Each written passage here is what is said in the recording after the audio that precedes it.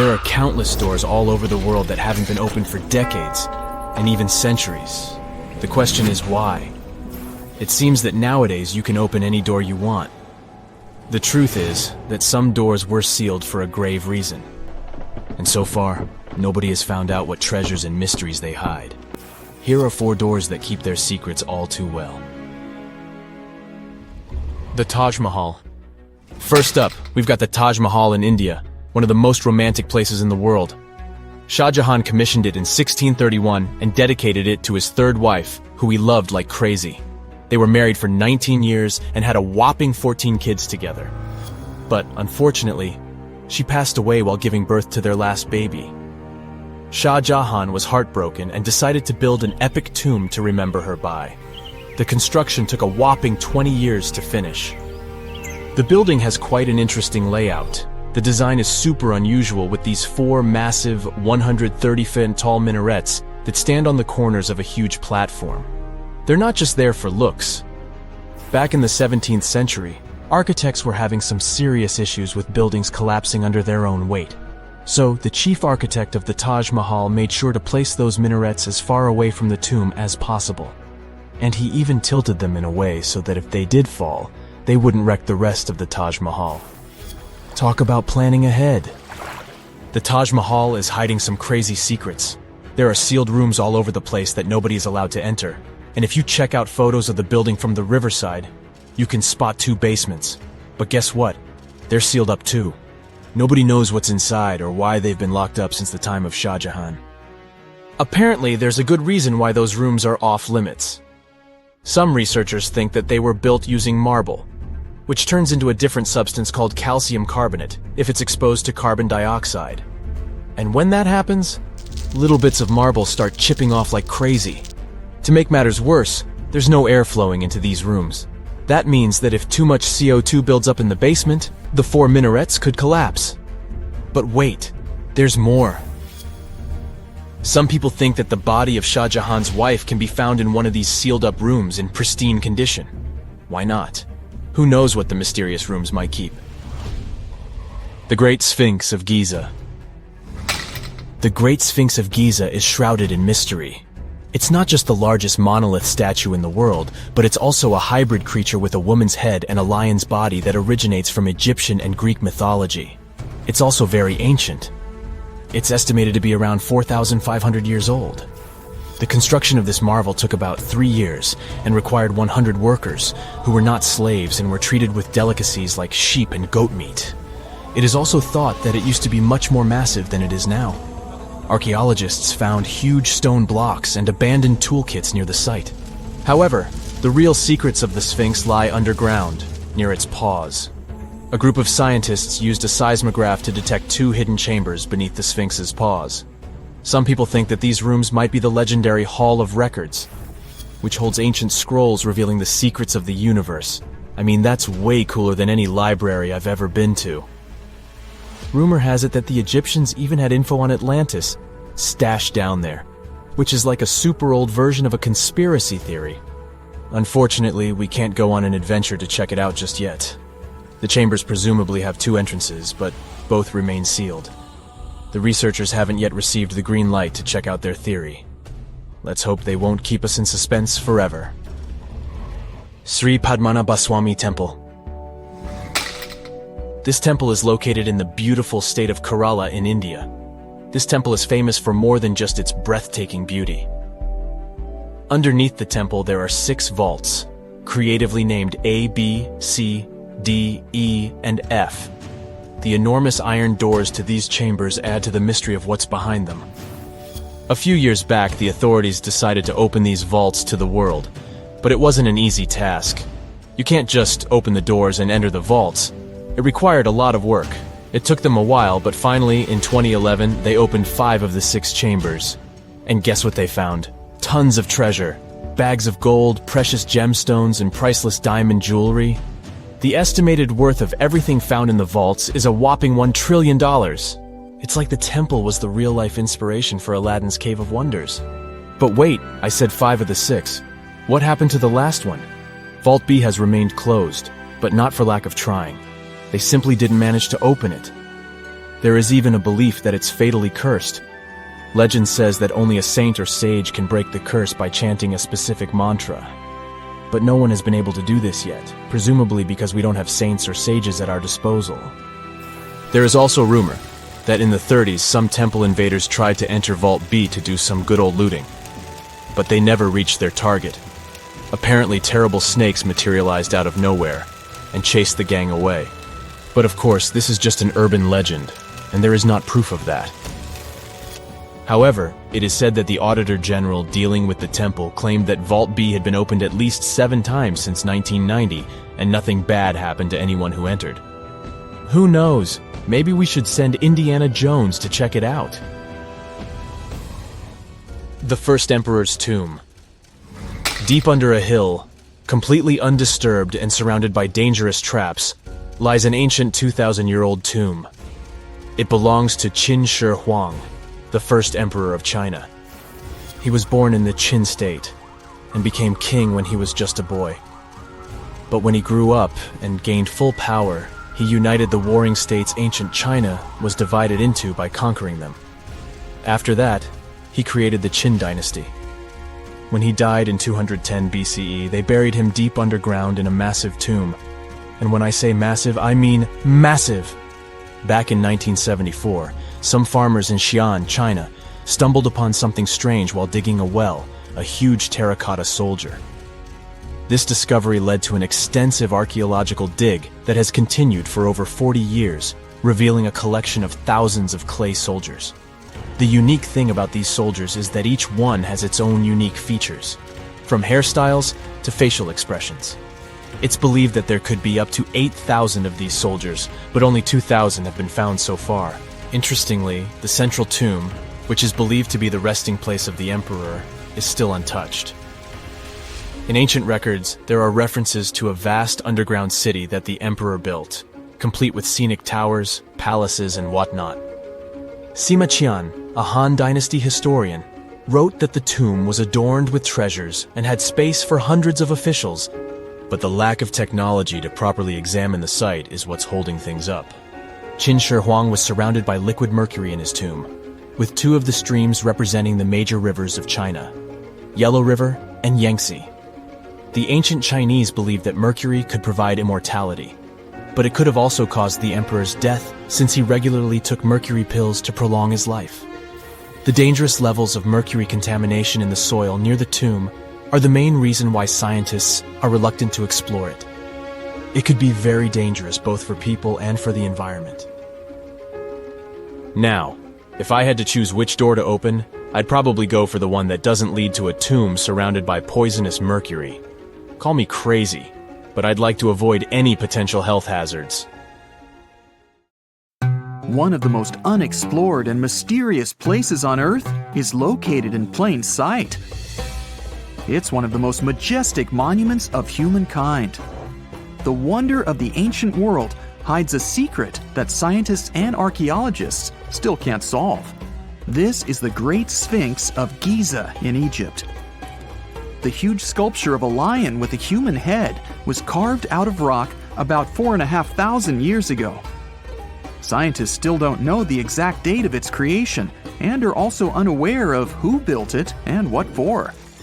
There are many assumptions and theories, but none of them has been confirmed. Most people have seen this majestic sculpture either in photographs or in reality, but almost no one knows what's hidden underneath it. The statue of the Sphinx was carved from a single piece of limestone. It was painted. The remains of color pigment on the surface prove this. In the distant past, the Sphinx looked much brighter and more colorful than what we see now. But even after thousands of years, its greatness hasn't diminished. And by the way, Sphinx is not the real name. It was invented by the Greeks about 100 years or more after its creation. Initially, the Egyptians called the statue Hor-em-Akhet. There are many legends and theories saying the Sphinx is there for a reason. It's like a watchdog that guards the tomb of the pharaoh and the secrets of ancient Egypt. These legends become more plausible when archaeologists discovered hidden entrances at the feet of the Sphinx. They believe that these secret passages are the beginning of the tunnels leading to the halls with treasures. You can find a lot of stories on the internet that claim the Sphinx hides the Hall of Records, a repository filled with ancient and secret knowledge. One of the main artifacts of this repository is supposed to be the records of the ancient mythical state of Atlantis. According to legends, the entire library from this city was moved under the Sphinx. The entrance to this library must be located next to the Sphinx's right paw. Many archaeologists tried to find this entrance, but came away empty-handed. Also, there are many images with detailed diagrams of the underground city that consists of a network of tunnels and chambers under the Sphinx. Someone says there are structures as tall as 12-story buildings hiding underground, but there's no evidence of this. Archaeologists, even after millennia, continue to explore the mysterious sculpture. At the same time, many Egyptians don't want to learn more about the Sphinx. They're terrified of awakening something supernatural. In 1998, scientists discovered tunnels leading to empty caves under the Sphinx. They found evidence of earlier excavations there. It's quite possible that someone managed to find the treasures and take them away. Some people believe Egyptians found some kind of artifact under the Sphinx that has the power of unknown advanced technologies. The artifact is so powerful that it can change the course of history. Of course, most theories are just fairy tales of conspiracy fans, but it's a confirmed fact that the Sphinx hides a system of caves and rooms. There are so many rumors surrounding the Sphinx that it's impossible to understand what's true and what's false. In any case, it's difficult and dangerous to study the sculpture because active excavations can destroy it. And then the entrance to the underground rooms can get blocked by rocks and lost forever. Also, further exploration requires a lot of money, and financing is not always easy to find. But the main reason? It's too risky. There's no guarantee that people will be able to get out of the underground labyrinths. For these reasons, scientists and archaeologists have been exploring this majestic structure for so long. Another famous architectural monument with a secret is Mount Rushmore in South Dakota.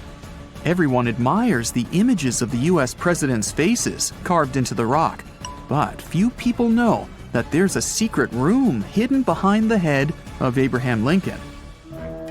The architect of Mount Rushmore wanted to carve slabs on the rock with the record of the main stages of the country's history. But his plan was too complicated to carry out. Then he was offered to implement it on a much smaller scale, to build a secret room inside the mountain.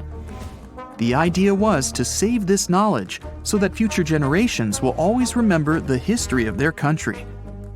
Unfortunately, the architect didn't have time to finish his work. The construction stopped for several decades. But in the late 90s, the project was resumed. Porcelain enamel panels depicting the history of the US were placed in the room. It's possible that these plates will be stored there forever. But people can't see them, at least for now. The room is inaccessible to tourists as it's too difficult to get inside. Another secret room is located in the Empire State Building. More precisely, it's not even a room, but a place where you can take cool photos. Almost all tourists gather on the observation deck of the 86th floor to enjoy a stunning view of Manhattan. But there's another deck with panoramic windows on the 102nd floor. There are way fewer people there because almost no one knows about that place. Fortunately, access to this deck is open to everyone. You probably won't have to wait in line for a long time to take a photo. You'll feel special because you're in such a secret place where there are almost no people. But the coolest place is even higher, on the 103rd floor. This is a spacious observation deck where celebrities get their photographs taken. It's not a public place, but if you know the right people, you can get there. There are almost no security measures on the site. Only a low ledge between you and an abyss. That's why crowds of people are forbidden from coming here. It's not so easy to get there. and you're unlikely to succeed without a guide. First, you need to choose the right elevator that will take you there. Then you'll go through several engineering rooms filled with pipes, electrical panels, and other technical stuff. The final part of your way is a set of stairs inside a tiny corridor. And here you are, at the top of New York. Now we're in Paris. See the Eiffel Tower? Inside it, there are restaurants and observation decks. But if you try hard, you can find a secret apartment. Now it's a museum, but it was built so that people could live in it. The architect of the tower, Gustav Eiffel, created this apartment in 1889 for himself. It's almost at the very top of the Eiffel Tower. Imagine what a beautiful view he observed every day. He was the first and only tenant. No one else could gain access to this place. When the architect passed away, the apartment remained empty for a long time. Only recently, they restored it and turned it into a museum. Inside, the epoch of the last century is recreated. They even put wax figures of Gustav Eiffel, his daughter, and the American inventor Thomas Edison inside the room. This place is filled with an endless stream of passengers, office workers running late, visitors from other cities, noise, and train whistles. At Grand Central Station in New York, among all these sounds, you can hear the sound of a ball hitting a racket, if you're in the right place. A real tennis court is hidden inside New York Central Station. It belongs to a tennis club that arranges corporate games for employees of many companies. The club was opened in the 60s. Now we're moving to London, Charing Cross Road. It isn't easy to find one secret place here. To do this, you need to look carefully at your feet. Do you see these sewer grates in the asphalt? Inside them, you can notice two signs with the name Little Compton Street. Yeah, there's another street right below you. It disappeared from all maps at the end of the 19th century. Charing Cross Road was built over it. The identification signs that you see are part of old engineering tunnels. There's another interesting place in London. It's located in the southeast corner of Trafalgar Square. At first glance, it looks like a thick lamppost, but there are too many tourists walking around. You come closer and realize that one person can easily fit inside the post. The lamppost belongs not to an electrician, but to a police officer. Yeah, this is the smallest police station in the world. It was built in the 1930s and used as a watch post. Officers had to sit there one by one and watch Trafalgar Square. That always attracted a lot of pickpockets and all kinds of other criminals. This summer, you finally decide to go on that once-in-a-lifetime round-the-world trip. The first stop of this exciting adventure is in Europe. You start your journey in Italy, the country of pasta and pizza and delicious gelato. Ah, there it is, the world-renowned Leaning Tower of Pisa. You buy your ticket and get inside the crooked monument. You're about to climb 251 slippery stairs, so watch your step and don't forget to breathe. The white marble stones are astounding, and from time to time, you peep outside to enjoy the view of the city. Congratulations, you've made it! You've reached the top of the bell tower and can take all the selfies you want. The Leaning Tower of Pisa is one of Italy's most iconic landmarks. During your hike up the stairs, a guide tells you it's actually a medieval monument. It was built between the 12th and 14th centuries, taking over 200 years to finish. And in case you're wondering if it's always been tilted, I can say without a doubt, yes it has. Once they finished the third floor, the bell tower started sinking. The thing is, the very name Pisa comes from the Greek word that means marshy land. The ground there is extremely soft, made of clay, mud, and sand. And architects have been trying to save the day ever since they built the tower. At the top of the 185-foot-tall monument, you take your time admiring the city. How many terracotta rooftops can you count? If you walk toward the south side of the monument, you may feel closer to the ground. This is because the Leaning Tower of Pisa tilts toward the south. At one point, it leaned almost 5.5 degrees and still didn't fall. Today, when you visit the monument, the guide might tell you the tower is leaning less. A few years ago, the world's best architects and engineers did some construction works next to the monument to keep it from falling over.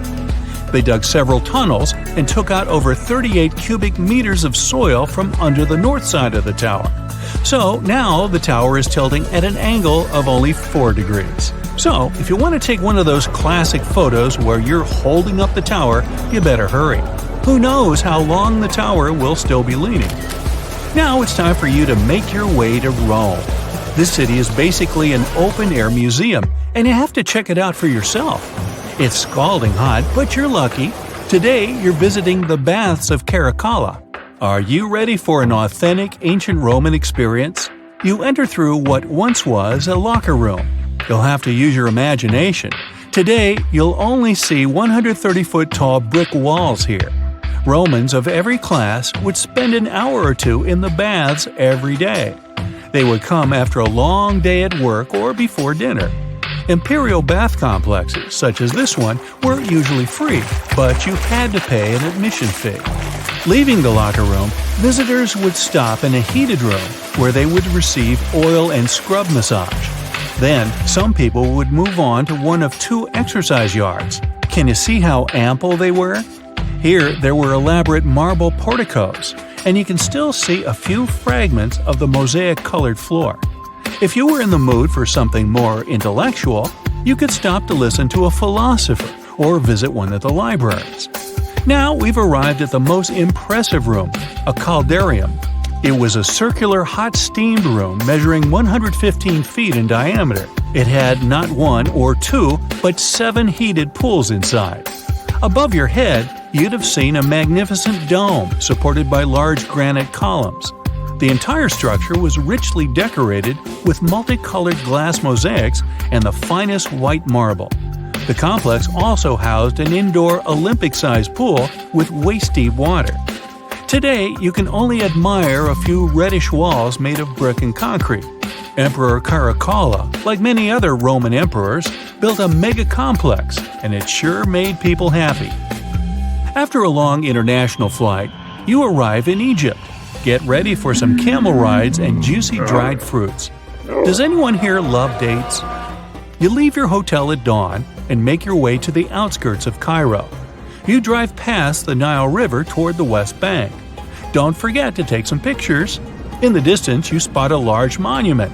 It's the Great Sphinx of Giza. Can you believe people created this monument over 4,500 years ago? Once you get closer, you see the Great Pyramids just north of the Sphinx. You learn that, unlike the pyramids, the Sphinx was carved directly from the bedrock of the Giza Plateau. Until today, it's one of the largest statues in the world, measuring 66 feet in height and 240 feet in length from paws to tail. The face of the Sphinx looks a tad beaten today, but according to archaeologists, it wasn't always like that. A Photoshop reconstruction of the Sphinx gives it a very different look. As you can see, at one point, the Sphinx's nose was chopped off together with parts of the chin. Scientists believe that the statue is a representation of the great pharaoh Khafra. This is why its face resembles a human so much. Just below the eyes, a dark carved line was added to represent the charcoal eyeliner ancient Egyptians used to wear. Fun fact, this wasn't only a beauty habit. It protected their eyes from ultraviolet rays. In a desert region that gets so much sunlight, this might come in handy. Until today, researchers debate whether or not the Sphinx had a beard. Many believe that if it was meant to depict a pharaoh, it most likely had a braided beard that got destroyed by erosion or humans. Even today, you can still see the remains of a regal headdress on the head of the Sphinx. These head ornaments were associated with power and royalty. Now imagine that the stripes are blue and gold. This is probably what it looked like when the monument was first constructed. There's no evidence of how long it took to build the Sphinx, but it was likely very long, as the carved details are pretty impressive. If you're lucky, your guide might take you to one of the secret chambers inside the statue. If they're real and not just a myth, I mean. The crystalline waters of Greece. Whether you arrive by boat or plane, you're in for a real treat. This is the focal point of archaeological sites. You arrive at Mandrake Marina in port, but wait a minute, you don't see any monuments around. The Colossus of Rhodes is nowhere to be found at first glance. That's because it was destroyed long ago. Before tumbling down during a mighty earthquake, the great statue was considered one of the 7 wonders of the ancient world. If you saw the Colossus in a picture, you would probably mistake it for Lady Liberty. Well, that's actually not a coincidence. Apparently, there's a connection between the Statue of Rhodes and the Statue of Liberty.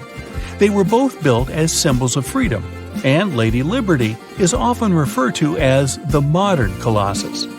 The Colossus stood at 100 feet tall, but today all you see is a concrete jetty with a huge gap in the middle. Now, imagine a bronze statue straddling both ends of the bridge. The Colossus was built back in the 3rd century BCE, and 900 camels took part in the construction. The statue existed for approximately 54 years before it was ruined by a powerful earthquake. It hit the city so hard that all that was left of the statue was one very large foot. Even so, people kept visiting the monument. Are you ready to head home? Thanks for joining me on this journey, and don't forget to tell me what your favorite site was. See you next time! You find yourself at a food fair in Iceland when you see it for the first time. Volcano bread. You eat a slice and oddly enough, it actually tastes good. Unsure of how this works, you check out the baking process. Is this kitchen really strange looking, or is it just me? The baking spot is in nature, specifically in a hot springs field. You better watch your steps so you don't get burned by the hot vapor jolting from the ground.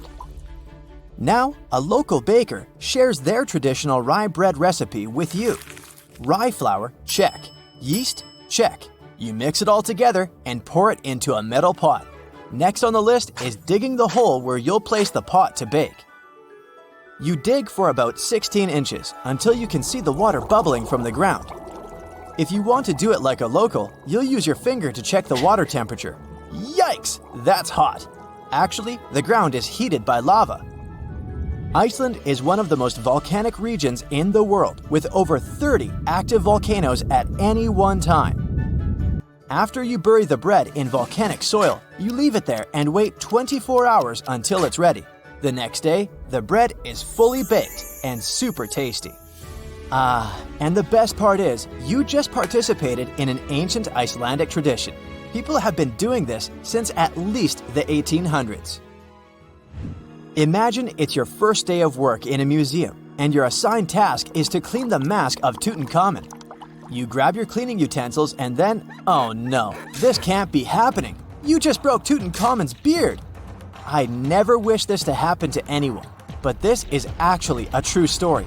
Back in 2014, an employee at the Egyptian Museum knocked off the beard of Tutankhamun's mask and glued it back on, hoping no one would notice. This mask was discovered in 1922 and is considered one of the 10 symbols of our human civilization. Oh, and the best part of this story? It took historians until 2016 to discover the poor glue job. So, if you visited the museum between 2004 and 2016, maybe you saw the glued beard. If I say Sahara, what comes to mind? An infinite desert landscape, right? Well, according to scientists, the Sahara isn't always a desert. From time to time, it becomes green. But you probably won't be seeing this in your lifetime. Every 10,000 years, the Sahara lives through a humid period, where the sand gives way to lush green vegetation and sparkling lakes. This happens due to a tilt in the Earth's axis, which affects different weather patterns around the globe. Can you imagine the Sphinx surrounded by rainforest? It's mind-blowing. And speaking of the Sahara, say you traveled back to 1800 BCE. If you timed it right, you might get to see the construction of the so-called Black Pyramid in the city of Dashur. These are not the famous Giza pyramids, but they serve the similar purpose of being a final resting place. In 1892, archaeologists excavating the area found an important part of the Black Pyramid that was lost for centuries. The benben, also called a pyramidion, was the tip of ancient Egyptian pyramids. A benben consists of a solid block, usually made of limestone. Most of them were covered with gold and reflected the first rays of light from the sun every day. Can anyone get me a time machine, please? Remember when you ate something really spicy, your cheeks turned red? Apparently, that can happen to birds too. For example, canaries can change colors after eating peppers. These birds have a special pigment that allows them to switch shades depending on their diet. So, if a yellow canary eats red peppers, it can turn orange or red. Can rocks move on the ground on their own? Well, you might be under that impression if you visit Racetrack Playa in California. The site is a dry lake bed and home to one of the world's strangest phenomena, the so-called sailing stones. Think 100-pound rocks moving around alone, leaving behind trails as long as 1,500 feet. They were discovered in the 1900s, and until recently, no one was lucky enough to be on the site while they were moving. It was only in 2014, after much observation and research, that scientists solved this mystery. The sailing stones appeared because of the perfect balance between wind, ice, and water. When it rains, the water that falls on the ground freezes and forms a coat of ice above the ground. If it's windy, the rocks are easily pushed around, sailing along the lake bed. But hey, if you ever visit Racetrack Playa, don't disturb the rocks. On the western coast of France, you'll find the vacation hotspot known as the island of Ré. It attracts tourists looking for scenic landscapes and beautiful beaches, but that's not all it's famous for. There, an extraordinary phenomenon occurs when two different wave patterns collide with each other, something called a cross sea. It's almost as if the sea were a checkerboard divided into hundreds of squares. And no, it's not an optical illusion. A cross sea only happens in places where different quality waters meet. For a tourist to see the cross sea in Ré, this probably means that there was a storm in a different sea nearby. This stormy water travels with the help of currents and meets the water of Ré, creating these oddly shaped riptides. Oh, and apart from this island and Israel, there's nowhere else in the world where you could see such a thing. The following sight will either give you goosebumps or make you marvel at its weirdness. I'd say it depends on the time of day you visit. Next to the small town of Gryfina in Poland, you'll find a very unusual sight, a pine tree forest where each tree is bent at its base. If you visit during the daytime, I guess you'll be fascinated by these trees' sharp 90-degree curves. You can even use their trunks as a stool if you decide to have a picnic, for example. But visiting the site at night will most likely give you chills. A thin layer of fog hovers around, making the forest seem quite unwelcoming. Scientists still can't explain why the trees are the way they are. So, are you a daytime or nighttime visitor? You went for a hike and suddenly encountered a big cloud of fog. This may ruin your photo ops, but there's one thing you can hope for. Foggy days are the perfect conditions for a phenomenon called fog bow, otherwise known as a white rainbow. This happens because of numerous tiny water droplets that cause fog, smaller than 0.002 inches. So, instead of the multicolored bow, you get a transparent one, with red outer edges and a bluish inner edge. Now, say you're roaming in a little town in Europe, appreciating the century-old buildings and good summer weather. You feel hungry and decide to type into your Google Maps the name of that restaurant your friend recommended. It's only 10 minutes away by foot. You follow the blue dot on your GPS and arrive at your destination, quick and easy. We all love this free piece of technology, don't we? But what if I told you that the US spends over $2 million daily to maintain the satellites to make it work? Yep, that's the price.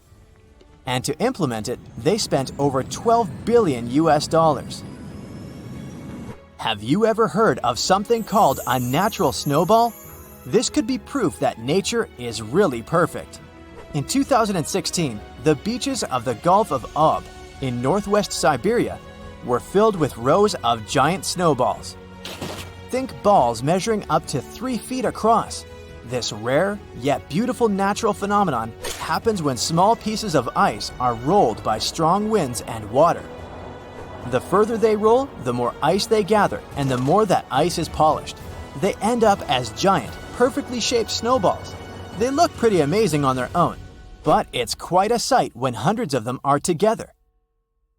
In 1850, French scientist Auguste Mariette went to Egypt looking for manuscripts, but accidentally found a head of a sphinx sticking out of the dunes. He cleared the sand and figured out the sphinx was guiding the entrance to some underground construction. Several months later, he finally entered the Serapeum of Saqqara. Inside, he found an enormous granite sarcophagi with remnants of 64 bulls. Scientists are still amazed by the tech that the ancient Egyptians used to transport those enormous boxes. The Serapeum was built around the year 3000 before the Common Era. It was an underground tomb built to honor the sacred Apis bulls of ancient Egypt. It had a long hallway, almost 500 feet long, with giant stone rooms on both sides. Some of the sarcophagi weighed as much as 50 average cars, and all of them were made with super precision with exact 90-degree angles. These sarcophagi were beautifully decorated with hieroglyphs and carvings that told stories about the lives and importance of the Apis bulls. Now, there are 24 sarcophagi left. In ancient Egypt, Apis bulls were very special animals connected to the deity Ptah. They thought the bulls carried Ptah's spirit and wisdom, helped the pharaoh, and protected the Egyptians. Priests looked for special markings on young bulls to find Apis bulls. It could be a white triangle on its forehead, which symbolized divine light, a shape on its back like a vulture's wing, and a scarab shape under its tongue, which stood for rebirth. If a bull had these signs, they believed it was chosen by Ptah and treated it like royalty.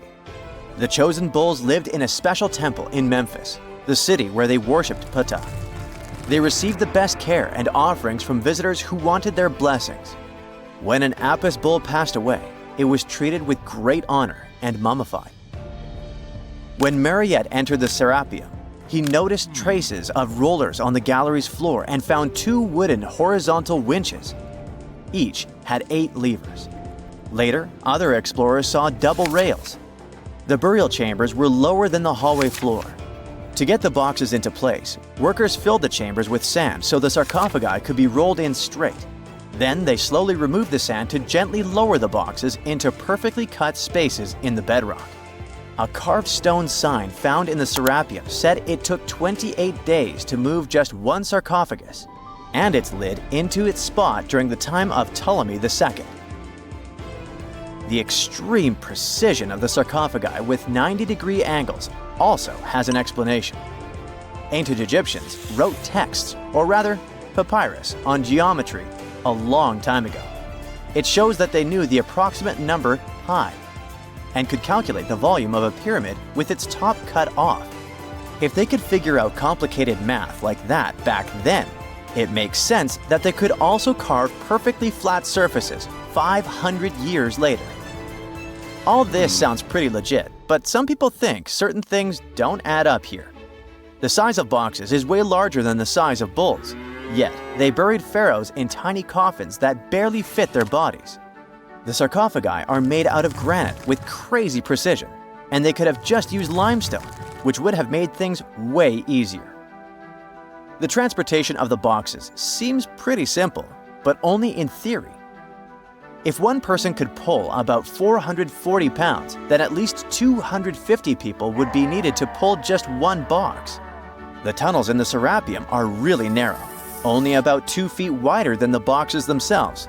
There's no way hundreds of people could have squeezed into those tight spaces to pull the boxes. And even if they did, how would they turn the box in the cramped corridor, lower it into its niche, and place it perfectly in the middle? Somehow, they did this 24 times, and every box is centered perfectly. Plus, the chambers were dusty, and there were no signs of soot from lamps. This means they must have worked in almost complete darkness. The real use of the boxes could also be different. A long time ago, even before the Egyptian pharaohs ruled, the local people already knew how to use fermentation. It happens when tiny organisms called yeast eat certain ingredients like starch and turn them into gas and ethanol. So someone in ancient Egypt probably put food like barley, bread, and even meat inside a giant stone box, then closed it tight with a heavy lid. These stone boxes, carved from granite, were so precisely made that they were almost completely sealed, so nothing could escape from it. As the yeast inside the box started working, it created more and more CO2 gas. It built up pressure inside the box. The granite boxes were incredibly strong. They could handle more pressure than a car tire can hold. When granite was squeezed under such pressure, its crystals produced a tiny electric charge. This effect was possible because granite contains quartz, a material that reacts to pressure this way. The process also needed meat or animal parts, possibly to help the yeast grow better. Meat contains something called oleic acid, which yeast needs to keep growing and to survive the bad effects of the ethanol it produces. As the pressure inside the box kept growing, the combination of gases and electricity made these boxes not just ancient fridges, but powerful energy systems.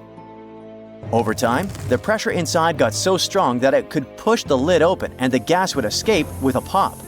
But when people rediscovered the Serapeum in 1850, they found old drawings that showed piles of stones stacked on top of some of the box lids.